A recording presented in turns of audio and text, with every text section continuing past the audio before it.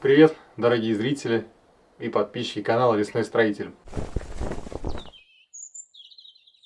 И вот я снова в избушке на лесном кордоне. Сегодня я здесь один, и по планам у меня установить дверь, сделать 2 лежака и, конечно же, заняться ремонтом печи. Посмотрим, что из этого выйдет, потому что для печки в первую очередь нужно найти глину, найти воду, так как, если вы помните, ручей ушел, и ручья здесь уже поблизости нет. Попробую поискать ручей дальше, вниз по течению, по его руслу прогуляться, может быть, там найду где-то воду. В любом случае, сегодня мне нужно здесь как-то переночевать в этой избушке, и в первую очередь, конечно же, нужно поставить дверь. Поэтому садитесь поудобнее и желаю вам приятного просмотра. Погнали за дверью.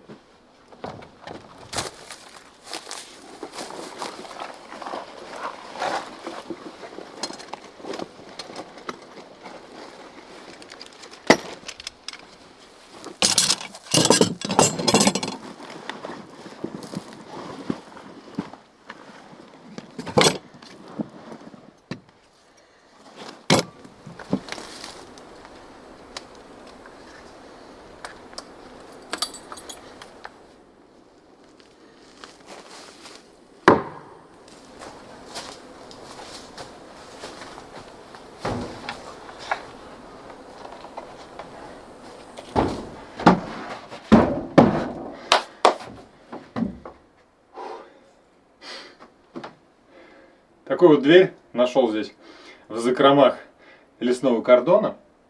По моим прикидкам, я уже ее измерил, она практически идеально подходит сюда, в этот проем.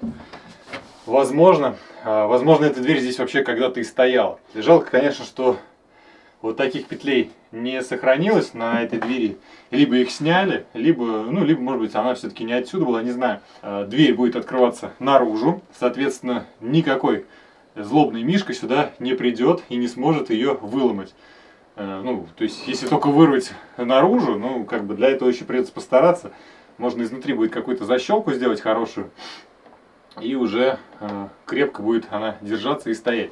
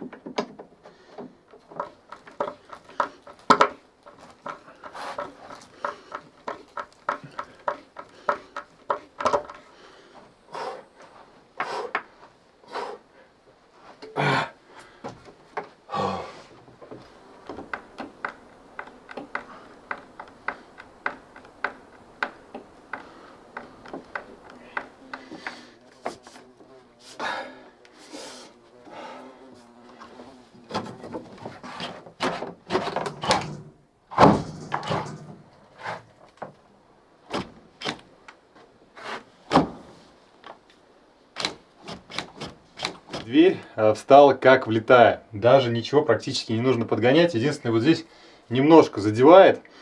Сейчас топором лишнее уберу. Прям буквально тут миллиметра 3 стесать, и все.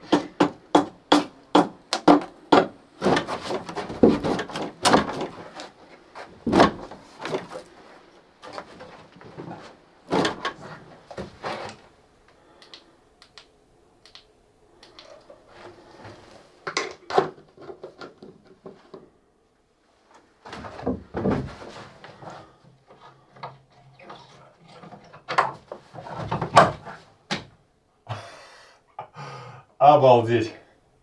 Здесь был крючок.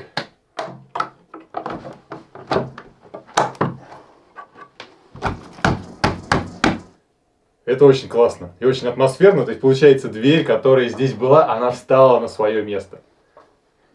Лесной кордон продолжает подкидывать загадки.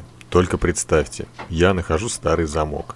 И сразу же в голове роются вопросы. Зачем он здесь? Какую тайну он хранит? Как вы думаете, для чего его использовали?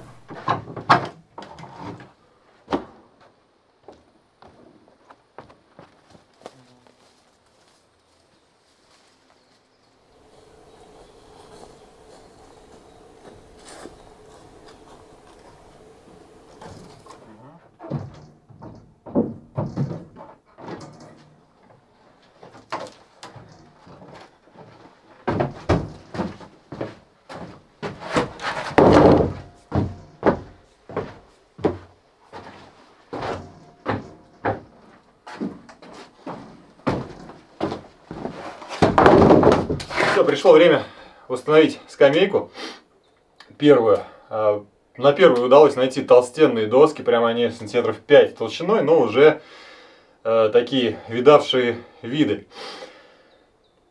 Немного погрызанные, подгнившие, ну, в принципе, пойдет. Здесь само помещение такое не идеальное, как вы сами видите. Тем более для такой ночевки, немножко, ну, не экстремальный, конечно же, а экспериментальный, назовем ее так. Вполне пойдут и такие лежаки. Так, по размещению, я так думаю, надо, наверное, буквой Г, то есть поставить одну скамейку к этому окну, и второй лежак уже вот сюда поставить ближе к этому окну, чтобы был доступ к печке, комфортно и удобно. И как раз между этих двух скамеек, вот здесь вот, где я сижу, и будет стол находиться. Прибиваю сюда вот такие вот деревяшки, к ним уже ответные планки, досточки, и уже набью потом саму скамейку.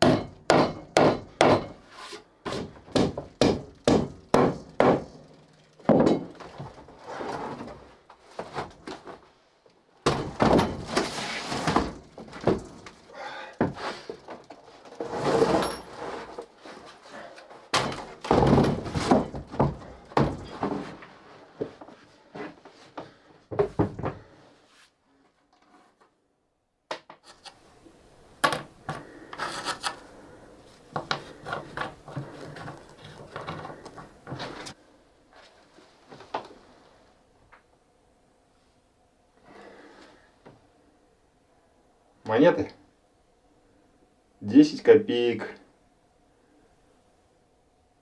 Кстати, свежие. 2011 год. И это 2011. В общем, 30 копеек удалось найти. Кто-то здесь оставил эти монеты. Так что последний раз здесь люди были не в 2005, соответственно, а попозже. Когда неизвестно, но когда-то были.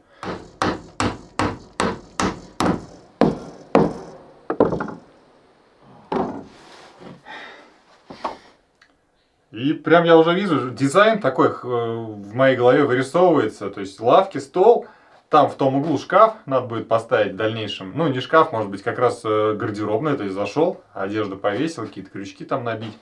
Здесь дровник, повторюсь, как уже до этого я сказал. Все идеальное помещение для того, чтобы здесь проводить время в тепле и уюте с такой офигенной печкой. Некоторые, кстати, говорили в комментариях, писали под прошлым видео, что веранду нужно там застеклить, там, не знаю, чем-то закрыть. Да по большому счету, знаете, да не сгниет там ничего, но будет даже если дождь попадать на эту веранду, ну и что, ничего страшного не случится, я думаю. Ну а если уже прижмет совсем, ну снег тот же можно лопатой прийти убрать, вам все-таки контент, а человеку, приходящему сюда, работа, дополнительная физкультура, физзарядка, почему бы и нет. Пришел, убрал снег на террасе, веранде, наколол дров, затопил печку, и вот уже и в спортзал сходил, как будто бы.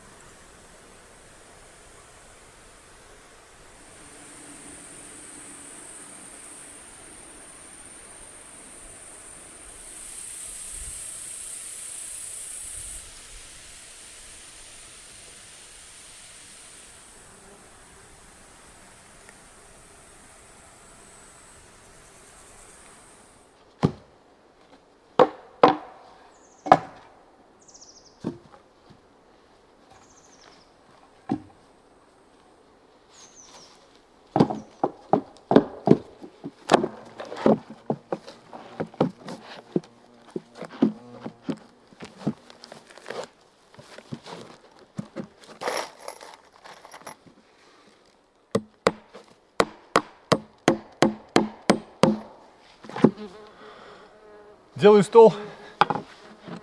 На улице периодически какие-то шорохи слышны. Видимо, какая-то живность здесь гуляет поблизости. Пока светло, то это не сильно напрягает. Ну а в ночь, я думаю, надо будет для профилактики пару выстрелов дать. Ну и, конечно же, запереться от греха подальше.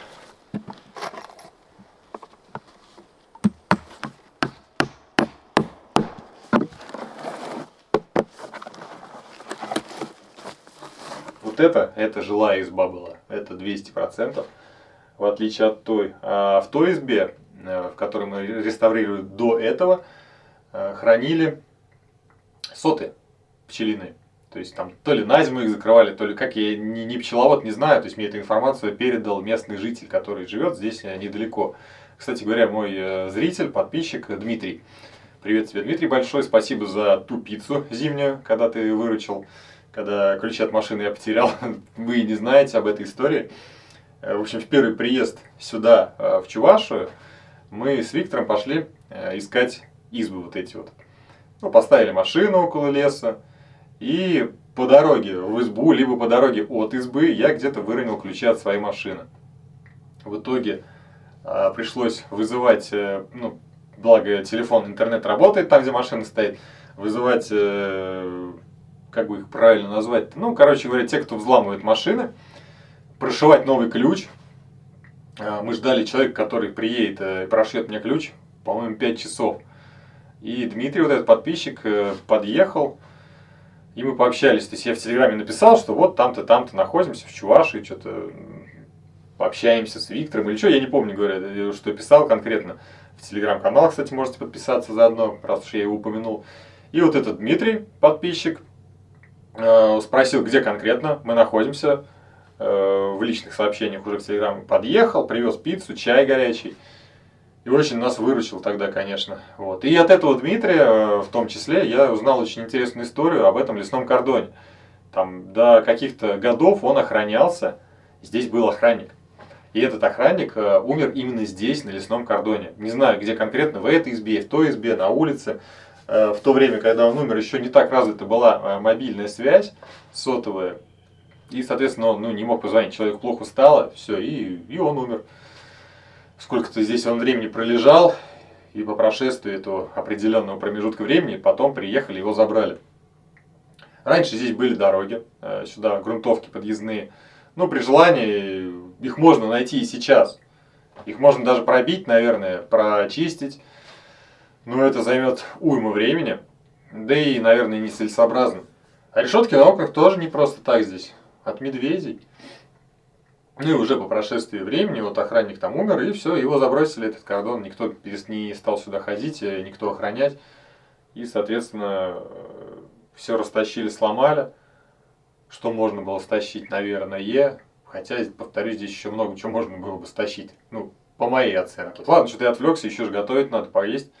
Все, сейчас стол по-быстренькому поставлю и уже поедим с вами. Либо я поем, а вы посмотрите, позавидуете.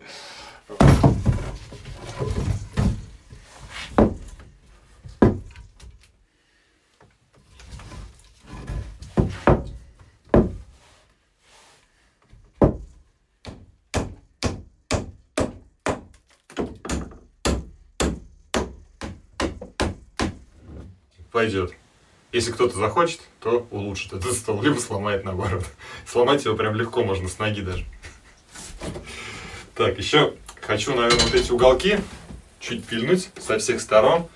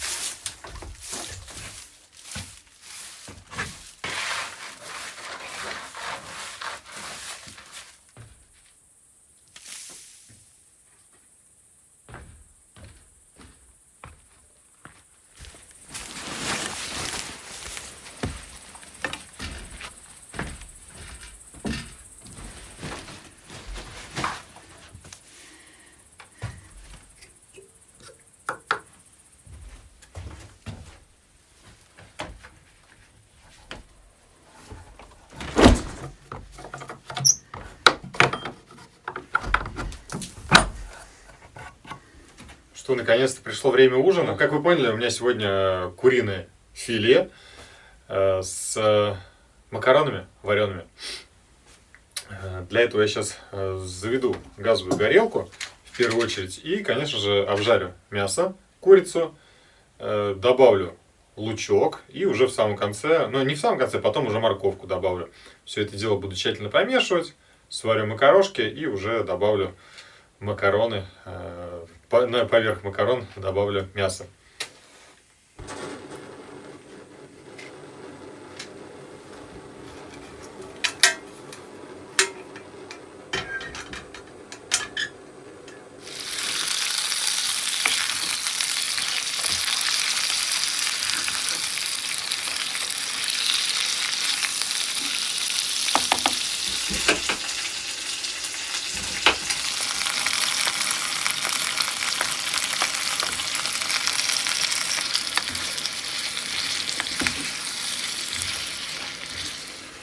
Казалось бы, как мало нужно для счастья человеку.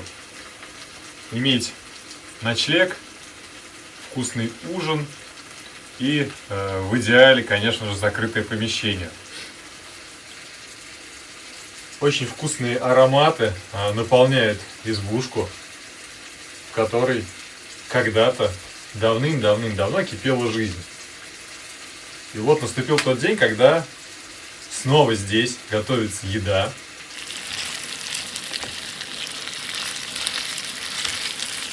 У меня еще есть секретный ингредиент с собой, томатная паста. Можно было бы взять, конечно, с собой помидор, может быть, несколько даже, нарезать их, и было бы все еще вкуснее. Но решил взять томатную пасту, потому что все-таки это поход, идти далеко, помидоры можно помять.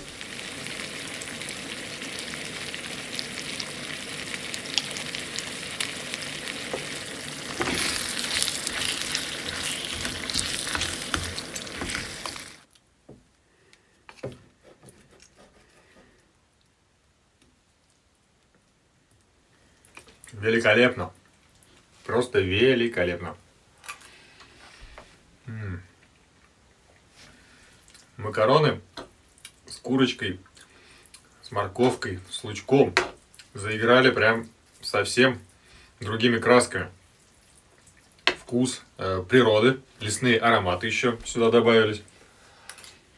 Ну и плюс ко всему атмосфера этой старой избы, в которой сегодня, ну пусть не все, что вообще запланировано на эти 2 дня, но многое удалось сделать.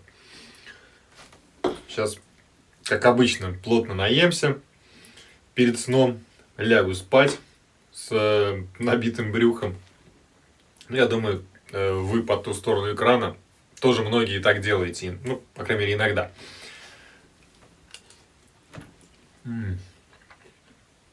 И в этом на самом деле нет ничего страшного.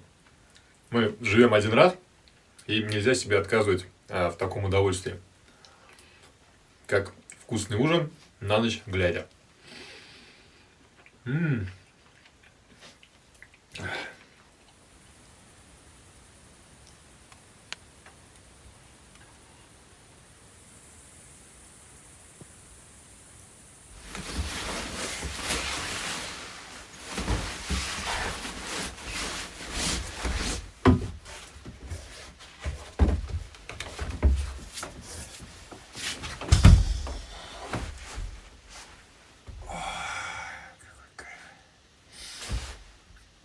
Когда дремота уже окутывала меня, стирая грани между явью и сном, слух уловил неясные звуки за окном. Едва различимый шорох, словно чьи-то осторожные шаги в ночной тишине.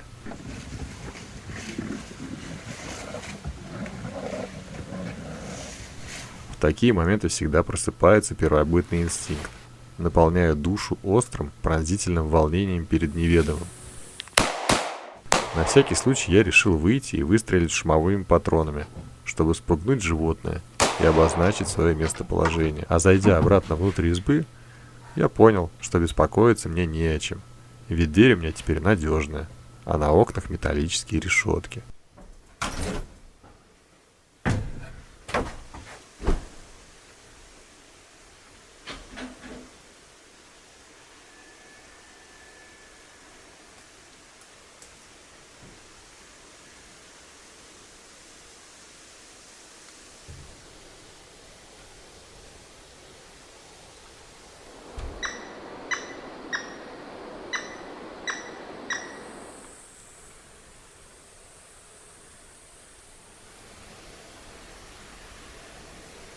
А уже утром, хорошенько выспавшись и попив кофе, я отправился на поиски глины для ремонта старой кирпичной печи. Но нашел я совсем не то, что искал. Это след медведя.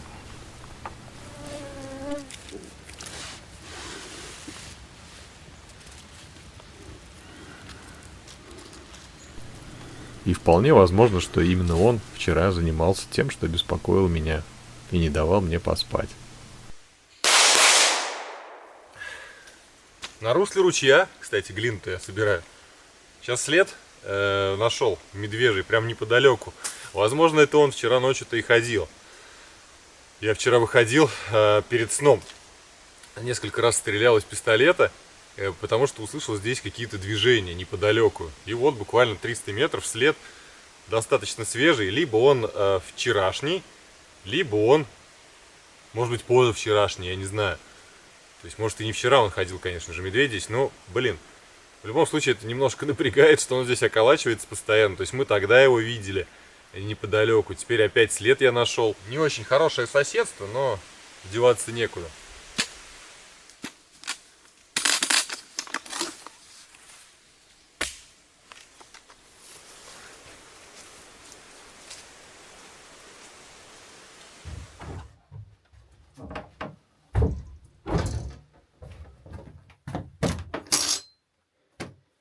Готов выслушать сразу же в комментариях вашу критику о том, что я делаю что-то неправильно, потому что действительно я делаю что-то неправильно, я в этом практически уверен.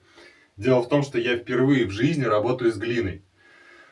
Как я знаю, нужно ее смешать с водой до определенной консистенции, После чего уже выкладываете кирпичи. То есть это получается тот же самый раствор, что и ну, из шамотной глины. Ну, то же самое. Перемешаю, сделаю раствор и начну выкладывать. Сначала вот эту часть заложу. Из самых мелких кирпичей, какие только есть, дробленые, все найду. То есть половинчатые, куски прям вообще тяп-ляп, просто закрыть как-нибудь. И постараюсь максимально хорошие кирпичи оставить уже вот на эту сторону. Здесь, где будет закладочная, то есть куда дрова закладывать можно будет. И вот этот выход к печным каналам. Два печных канала здесь, то есть нужно подвести каким-то образом к двум печным каналам, два выхода сделать от тела печи. Не знаю, короче, как это делать, посмотрим, сейчас по месту разберемся по факту.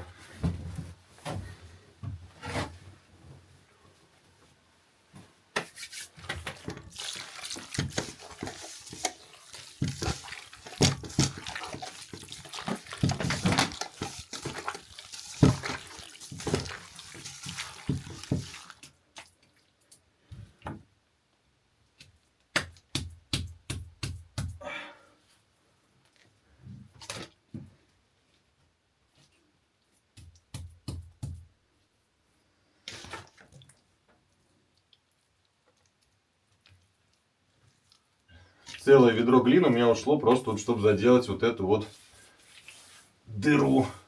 Повторюсь, если кто-то считает, что можно было сделать лучше или иначе, то я как бы не против. Пожалуйста, ну, демонстрируйте это мастерство в каких-то своих проектах. Ну вот у меня вот так вот получается. Главное, чтобы печь работала, и главное, чтобы было тепло. Это мое мнение. Ну, конечно, да. То есть было бы лучше принести сюда еще металлическую дверцу, соглашусь. Но, блин, принесешь сюда металл, возникнет какая-то необходимость у кого-то его забрать. Вот, поэтому я не стал этого делать. Все, сейчас опять сгоняю за глиной, за водой и буду замешивать еще раствор. Буду выкладывать уже там.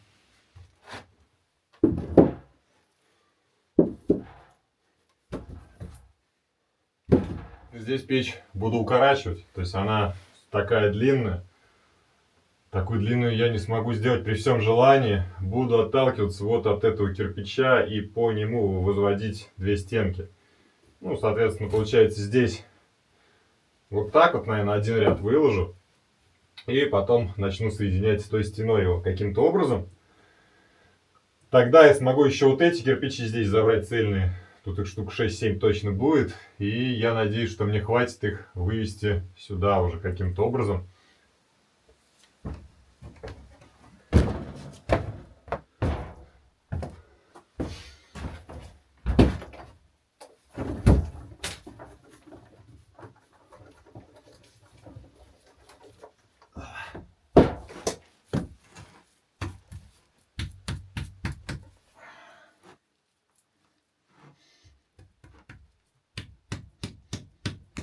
Четвертое ведро глины и, по-моему, пятая баклажка воды. Я не думал, что такой расход большой. Ну, плюс еще и кирпичи неровные, все кривые, косые, поэтому приходится как-то дыры, щели закрывать.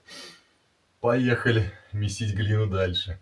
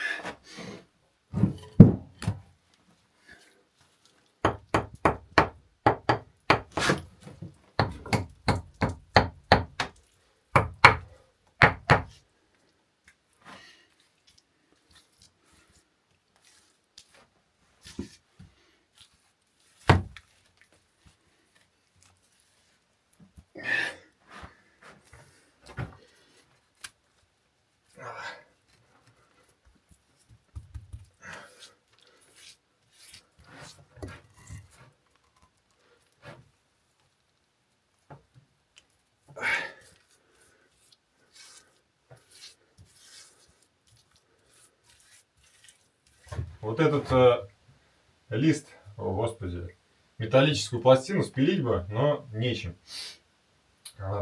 обмазываю. Остатки глины использую сюда, везде, где получится, замажу. Больше я за глиной не пойду. И посмотрим, как будет работать у нас с вами печь.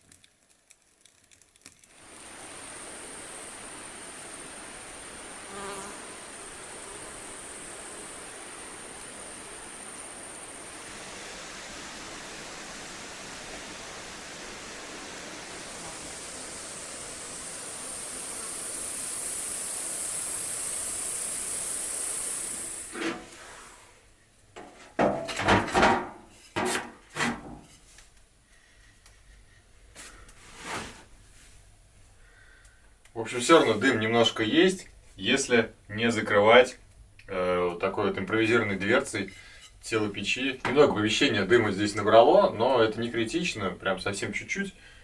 То есть, получается, надо либо поднимать уровень вот этого костра, да, который горит в печи, соответственно, может быть, вот как-то так. Либо, может быть, вообще дверцу сделать действительно вот такую. То есть, закинул дров, и прям по размеру вот этой вот этого отверстия сделать дверь с ручкой. Здесь такое поддувальце небольшое, чтобы кислород поступал. Так, хоп, приложил, дров закинул, разжег, приложил и все. Надо дров закинуть еще, открыл, еще добавил. Кстати, пишите советы ваши, вот будет интересно узнать, что вы порекомендуете сделать в данной ситуации. Потому что я не знаю почему. Ну вот как-то так она работает. Может быть из-за того, что там поддувало я заложил. Может быть с этим как-то связано. Да хрен его знает. По большому счету это не важно. Главное, работает. Все, тепло пошло. Сейчас дверь закрыть. И здесь за 2-3 часа уже будет Ташкент. Можно будет баню топить. В общем, как-то так. Спасибо, что посмотрели это видео до конца. Пишите ваши комментарии. Обязательно пишите советы. Будет очень интересно узнать ваше мнение по поводу этой избушки, по поводу этого похода. Подписывайтесь на канал, если вы еще не подписаны. Ставьте лайки. И всем пока-пока. До скорой встречи.